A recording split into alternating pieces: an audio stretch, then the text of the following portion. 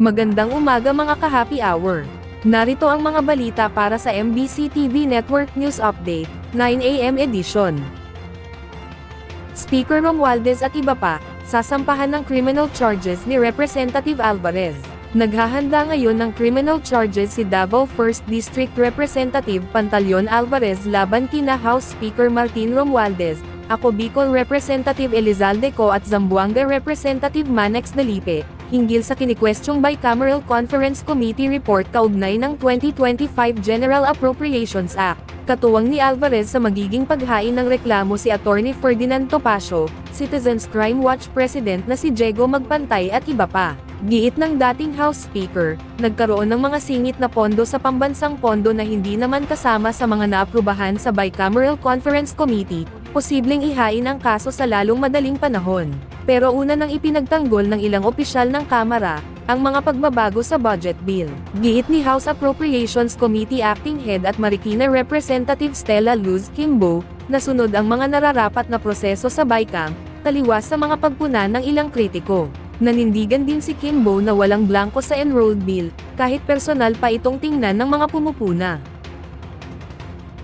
Samantala, BRP Teresa Magbanwa, patuloy ang pag-challenge sa iligal na presensya ng CCG malapit sa baybayin ng Zambales. Patuloy ang pag-challenge ng barko ng Philippine Coast Guard na BRP Teresa Magbanwa sa iligal na presensya ng China Coast Guard 3304, malapit sa baybayin ng Zambales. Ayon kay PCG spokesperson for the West Philippine Sea Commodore J. Tariela nitong Huwebes, namataan ang naturang barko ng China na nasa tinatayang 105 hanggang 115 nautical miles mula sa baybayin ng Zambales, sa loob ng exclusive economic zone ng bansa. Kaugnay nito, patuloy na iginiit ng BRP Teresa Magbanwa ang sovereign rights ng Pilipinas, bilang tugon sa iligal na presensya ng CCG 3304, alinsunod sa direktiba ni Pangulong Ferdinand Marcos Jr.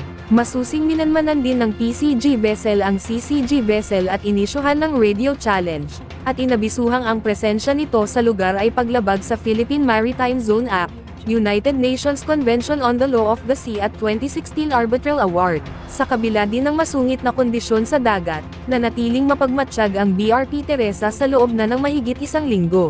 Muli namang tiniyak ng PCG ang pagprotekta nito sa maritime rights ng Pilipinas, pagsiguro sa kaligtasan ng mga mangingisdang Pilipino, pagpapatupad ng international law at pagsisikap na hindi na mapalala pa ang tensyon sa WPS. At yan ang mga balita para sa MBC TV Network News Update, 9 AM edition. Abangan ang mga susunod na balitaan mamaya, para sa 10 AM edition.